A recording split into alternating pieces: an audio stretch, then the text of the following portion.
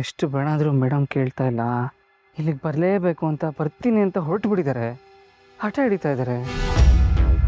ಏನಪ್ಪ ಮಾಡಲಿ? ಈ ಮನೆಯವ್ರಿಗೆ ಏನು ಹೇಳಲಿ? ಅವ್ರು ಇಲ್ಲಿಗೆ ಬಂದು ಇವ್ರು ನನ್ನ ಅಳಿಯ ಅಂತ ಕರೆಯೋದನ್ನ ನೋಡ್ಬಿಟ್ಟು ಯಪ್ಪ ಅವ್ರು ಇನ್ನು ಹೇಗೆ ರಿಯಾಕ್ಟ್ ಮಾಡ್ತಾರೋ ಏನು? ಹಾಂ ಕೆಲಸ ಮಾಡೋಣ, ಅವ್ರನ್ನ ಇಲ್ಲಿವರೆಗೂ ಕರೆಸ್ಕೊಳ್ಳೋದೇ ಬೇಡ, ಬೇರೆ ಎಲ್ಲಾದರೂ ರೂಮ್ ಮಾಡಿಬಿಟ್ಟು ಅಲ್ಲೇ ಉಳಿಸ್ಬಿಡ್ಬೋದಲ್ವಾ? ಕರೆಕ್ಟು, ಈ ಕೆಲಸ ಮಾಡ್ಬೋದು. ಆದರೆ ಈ ಮುತ್ತು ಎಲ್ಲೋಗ್ಬಿಟ್ಟ? ರಾಜಪ್ಪರೇ ಒಂದು ನಿಮಿಷ. ಓಹ್, ಅಳಿಯಂದ್ರು.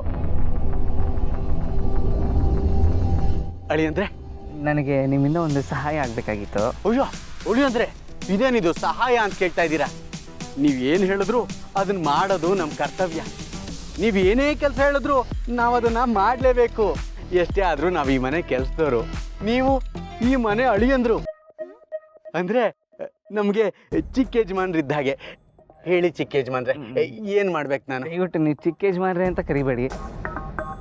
ಅಳಿಯ ಅಂದ್ರೆ ತಡ್ಕೊಳಕ್ಕಾಗ್ತಾ ಇಲ್ಲ. ಅಯ್ಯೋ, ಇದೇನು ಹೀಗಂತ ಇದ್ದೀರಾ? ಅಳಿಯನ್ನ ಅಳಿಯ ಅಂದೆ ಇನ್ನೇನು ಅನ್ಬೇಕು? ಓಹೋ, ಅರ್ಥ ಆಯ್ತು ಬಿಡಿ. ಅಳಿಯ ಅಂದರೆ ಹೊರಗ್ನೋನ್ ಆಗ್ಬಿಡ್ತೀನಿ, ಈ ಮನೆ ಮಗ ಇದ್ದ ಹಾಗೆ ಅಂತ ನಿಮ್ಮ ಮನಸ್ಸಿನ ಮಾತು. ಕೈ ಮುಗಿತೀನಿ, ದಯವಿಟ್ಟು ಆ ವಿಷಯನೇ ಬಿಟ್ಬಿಡಿ.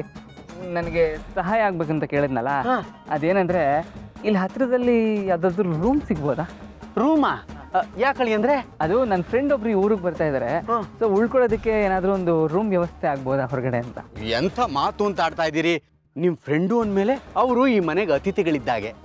ಅತಿಥಿ ದೇವೋ ಭವ ಅನ್ನೋದು ನಮ್ಮ ಧರ್ಮ. ಇಷ್ಟು ದೊಡ್ಡ ಮನೆ ಇರಬೇಕಾದ್ರೆ ಅವ್ರು ಯಾಕೆ ಹೊರಗಡೆ ಉಳ್ಕೋಬೇಕು? ಅವ್ರನ್ನ ಇಲ್ಲೇ ಕರೀರಿ, ನಾವು ಅವ್ರ ಸೇವೆ ಮಾಡಿ ಪುಣ್ಯ ಕಟ್ಕೋತೀವಿ. ಅಯ್ಯೋ ಬೇಡ ಬೇಡ ಬೇಡ ಬೇಡ, ಸುಮ್ಮನೆ ಮನೆಯವ್ರಿಗೆಲ್ಲ ಯಾಕೆ ತೊಂದರೆ? ನನಗೆ ಇಲ್ಲಿ ರೂಮ್ ಎಲ್ಲಿದೆ ಅಂತ ಹೇಳ್ಬಿಡಿ, ನಾನು ಅಲ್ಲೇ ಉಳ್ಕೊಳ್ಳೋದಕ್ಕೆ ಹೇಳ್ತೀನಿ ಅವ್ರಿಗೆ. ಇದ್ರಲ್ಲಿ ತೊಂದರೆ ಏನು ಬಂತು? ಅರಮನೆ ಅಂತ ಮನೆ, 106 ರೂಮ್ಗಳು, ಜೊತೆ ಗೆಸ್ಟ್ ಹೌಸ್ ಬೇರೆ ಇದೆ. ಎಲ್ಲೋ ಒಂದು ಕಡೆ ಉಳ್ಕೋತಾರೆ. ನೀವು ಅವ್ರನ್ನ ಕರೀರಿ.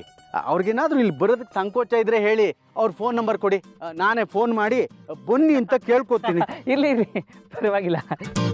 ಅವ್ರು ನನ್ನ ಫ್ರೆಂಡ್ ಅಂದಮೇಲೆ ಅವ್ರನ್ನ ನಾನೇ ನೋಡ್ಕೋಬೇಕಲ್ವಾ? ಅವ್ರು ನನ್ನ ಜವಾಬ್ದಾರಿ. ಸುಮ್ಮನೆ ಈ ಮನೆಗೆ ಹೊರೆ ಆಗೋದು ಯಾಕೆ ಅಂತ.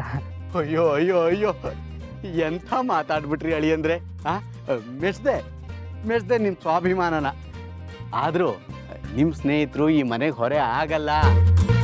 ನೀವು ಸಂಕೋಚ ಮಾಡ್ಕೋಬೇಡಿ. ಅವ್ರ ನಂಬರ್ ಕೊಡಿ, ನಾನು ಫೋನ್ ಮಾಡಿ ಬನ್ನಿ, ನಾನೇ ಕರಿತೀನಿ. ಅಲ್ಲ, ಇವಾಗಲೇ ಬರ್ತಾರೆ ಅಂತ ಹೇಳೋದಕ್ಕಾಗಲ್ಲ. ಅವ್ರು ಯಾವಾಗ ಬರ್ತಾರೋ ಅವಾಗ ಕರ್ಕೋಬೇಕಾಗುತ್ತೆ. ಪರವಾಗಿಲ್ಲ ಬಿಡಿ, ನಾನು ಏನೋ ಒಂದು ರೂಮ್ ವ್ಯವಸ್ಥೆ ಮಾಡ್ಬೋದಾ ಅಂತ ಯೋಚನೆ ಮಾಡ್ತಿದ್ದೆ. ನೀವೇನು ತೊಂದರೆ ತಗೋಬೇಡಿ, ನಾನು ನೋಡ್ಕೊತೀನಿ. ಅಯ್ಯೋ ಅಳಿ ಅಂದರೆ 24 ಕ್ಯಾರೆಟ್ ಚಿನ್ನ ಅಂತಾರಲ್ಲ ಅಂತ ಹುಡುಗ. ಇಂಥ ಅಳಿನ ಪಡೆಯೋಕ್ಕೆ ಯಜಮಾನರು ನಿಜವಾಗ್ಲೂ ಪುಣ್ಯ ಮಾಡಿ. ಒಬ್ನೊಬ್ನೇ ಮಾತಾಡ್ಕೋತಾ ಇದೆಯಾ? ಅಯ್ಯೋ ಅಮ್ಮನವರೇ, ನಮ್ಮ ಅಳಿಯಂದ್ರ ಬಗ್ಗೆ, ಅವ್ರ ಬಗ್ಗೆ ಎಷ್ಟು ಮಾತಾಡಿದ್ರು ಕಮ್ಮಿನೇ ಅಂತೀನಿ. ಅಲ್ಲ, ಈಗಿನ ಕಾಲದಲ್ಲಿ ಮದುವೆ ಆಗ್ತಿದ್ದ ಹಾಗೆ ಮಾವನ ಆಸ್ತಿನ ಹೇಗೆ ನುಂಗು ಹಾಕೋದು ಅಂತ ನೋಡ್ತಿರ್ತಾರೆ. ಆದರೆ ನಮ್ಮ ಅಳಿಯಂದ್ರು ಆಸ್ತಿ, ಅಂತಸ್ತು, ಹಣ ಇದ್ಯಾವುದಕ್ಕೂ ಆಸೆ ಪಡಲ್ಲ. ಸ್ವಾಭಿಮಾನನ ಬಿಟ್ಕೊಡಲ್ಲ. ಕಪಟ, ಮೋಸ, ಆಸೆ ಏನು ಅರಿದೇ ಇರೋಂಥ ಮುತ್ನಂತ ಹುಡುಗ. ಇಲ್ಲ, ಇವನ್ ದೀಪಕ್ ಆಗಿರಕ್ಕೆ ಸಾಧ್ಯನೇ ಇಲ್ಲ. ನಾನ್ ದೀಪಕ್ ಜೊತೆ ಮಾತಾಡಿದ್ದೀನಲ್ಲ, ಅವನಿಗೆ ದುಡ್ಡಿನ ಮೇಲೆ ಆಸೆ ಇತ್ತು, ದುಡ್ಡಿನ ಅವಶ್ಯಕತೆ ಇತ್ತು. ಅದಕ್ಕೆ ತಾನೆ ನಾನು ಹೇಳಿದ ಹಾಗೆಲ್ಲ ಕೇಳಿದ್ದು. ಆದ್ರೆ ಇವನ್ಗೆ ದುಡ್ಡಿಗೆ ಆಸೆ ಪಡೋನಲ್ಲ ಅಂತ ರಾಜಪ್ಪ ಹೇಳ್ತಾ ಇದ್ದಾನೆ. ಆಸ್ತಿ ಅಂತಸ್ತ ಮೇಲೆ ಆಸೆ ಇಲ್ಲ ಅಂದಮೇಲೆ ಇವನ್ ಯಾಕೆ ಇಲ್ಲಿಗೆ ಬಂದಿದ್ದಾನೆ?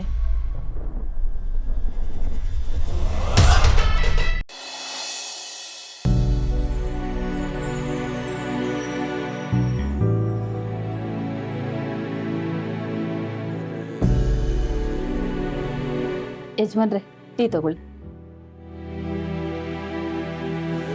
ಯಾಕೆ ಶಾಂತಮ್ಮ ಒಂದೇ ಲೋಟ ತಂದಿದೀಯಾ? ಇನ್ನೊಂದು ಲೋಟ ಯಾಕೆ ತಂದಿಲ್ಲ? ಯಜಮಾನ್ರೆ, ನೀವೊಬ್ಬರೇ ಅಲ್ವಾ ಇರೋದು? ಶಾಂತಮ್ಮ, ನನ್ನ ಮಗಳಲ್ಲಿ ಕಣ್ಣು ಕಾಣಿಸ್ತಿಲ್ವಾ? ಅದು ಯಜಮಾನ್ರೆ, ಅಂಜಲಿ ಅಮ್ಮನವರು. ಶಾಂತಮ್ಮ, ಮುಂಚೆ ಎಲ್ಲ ನಾನು ನನ್ನ ಮಗಳು ಒಟ್ಟಿಗೆ ಊಟ ಮಾಡ್ತಿದ್ವಿ, ತಿಂಡಿ ತಿಂತಿದ್ವಿ, ಟೀ ಕುಡಿತಿದ್ವಿ. ನಾನು ಅವಳನ್ನು ಬಿಟ್ಟು ಊಟ ಮಾಡಿದ ದಿನ ಇಲ್ಲವೇ ಇಲ್ಲ. ಅವಳ ಮನಸ್ಸಿನ ಮಾತು ನನಗೆ ಅರ್ಥ ಆಗುತ್ತೆ ಶಾಂತಮ್ಮ.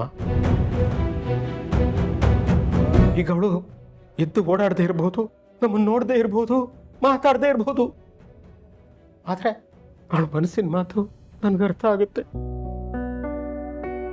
ನೋಡು ಅಪ್ಪ, ನನಗೆ ಯಾಕಪ್ಪ ಟೀ ಕೊಟ್ಟಿಲ್ಲ, ನಾನು ನಿನ್ನ ಜೊತೆ ಟೀ ಕುಡಿಬೇಕು ಅಂತ ಕೇಳ್ತಿದ್ದಾಳೆ. ಮಗಳೇ, ನಾನು ನೀನು ಒಟ್ಟಿಗೆ ಕೂತು ಟೀ ಕುಡಿಯೋ ಕಾಲ ಬಂದೇ ಬರುತ್ತೆ. ನಿನ್ನ ಮುಖದ ಮೇಲೆ ನಗುಕ್ ನೋಡೋ ಅದೃಷ್ಟ ನನಗೆ ಸಿಕ್ಕೇ ಸಿಗುತ್ತೆ. ಒಟ್ಟಲ್ಲಿ ಈ ಜೀವ ಹೋಗುವಷ್ಟರಲ್ಲಿ ನೀನ್ ಮೊದ್ಲಿನ ಥರ ಆಗ್ಬೇಕು. ಯಜಮಾನ್ರೆ, ಯಾಕೆ ಹೀಗೆಲ್ಲ ಮಾತಾಡ್ತೀರಾ? ನೋಡಿ, ಅಂಜಲಿ ಅಮ್ಮವರು ಮೊದಲಿನ ಥರ ಹುಷಾರಾಗ್ತಾರೆ. ನಿಮ್ಮ ಬೇಡಿಕೆ ಆ ಭಗವಂತನಿಗೆ ತಲುಪುತ್ತೆ. ನಿಮ್ಮ ಪ್ರೀತಿ ಅವರನ್ನ ಕಾಪಾಡ್ಕೊಳ್ಳುತ್ತೆ. ಈಗ ನಿಮ್ಮ ಮಾತುಗಳು, ಆ ಧೈರ್ಯನೇ ಔಷಧಿ ಅವ್ರಿಗೆ. ಯಜಮಾನ್ರೆ, ನಾನು ಹೋಗಿ ಇನ್ನೊಂದು ಲೋಟ ಟೀ ತರ್ತೀನಿ. ನೀವು ಕುಡಿಯೋ ಟೀನೇ ಅವ್ರಿಗೂ ಕೊಡೋರಂತೆ.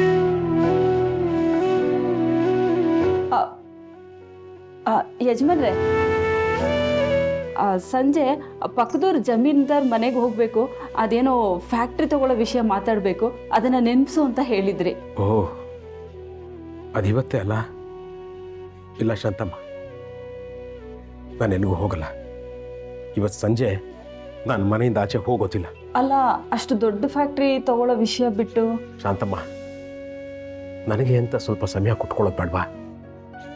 ನನಗೂ ನೆಮ್ಮದಿ ಬೇಕು. ಒಂದು ಕೆಲಸ ಮಾಡು, ಸಂಜೆ ಬಿಸಿ ಬಿಸಿ ಪಕೋಡ ಮಾಡಿಬಿಡು, ಮನೆಯವರೆಲ್ಲರಿಗೂ ಹೇಳ್ಬಿಡು ನನ್ನ ಯಾರು ಡಿಸ್ಟರ್ಬ್ ಮಾಡಬಾರ್ದು ಅಂತ. ಮಗಳೇ, ನಾನೀಗ ಟೀ ಕುಡಿಯಲ್ಲ. ಸಂಜೆ ನಿನ್ನ ಜೊತೆ ಆರಾಮಾಗಿ ಮಾತಾಡ್ತಾ ನಾನು ಟೀ ಕುಡಿತೀನಿ, ಸರಿನಾ? ನೀನು ರೆಸ್ಟ್ ಮಾಡು. ಶಾಂತಮ್ಮ, ನಂಗೆ ಟೀ ಬೇಡ. ಅಲ್ಲ, ಏನಾಯ್ತು ಯಜಮಾನ್ರಿಗೆ? ಅಷ್ಟು ದೊಡ್ಡ ಫ್ಯಾಕ್ಟ್ರಿ ಕೊಂಡ್ಕೊಳ್ಳೋ ಡೀಲ್ನು ಬಿಟ್ಬಿಟ್ಟು ಮನೇಲೇ ಇರ್ತೀನಿ ಅಂತಿದ್ದಾರಲ್ಲ. ಅದು ಅಲ್ಲದೆ ಮನೇಲಿ ಯಾರನ್ನು ಮಾತಾಡಿಸ್ಲೂಬಾರ್ದು ಅಂತ ಹೇಳ್ತಿದ್ದಾರಲ್ಲ. ಅಯ್ಯೋ ದೇವ್ರೆ, ನೋಡ್ತೀನಿ ಬೇರೆ ಕೆಲಸ.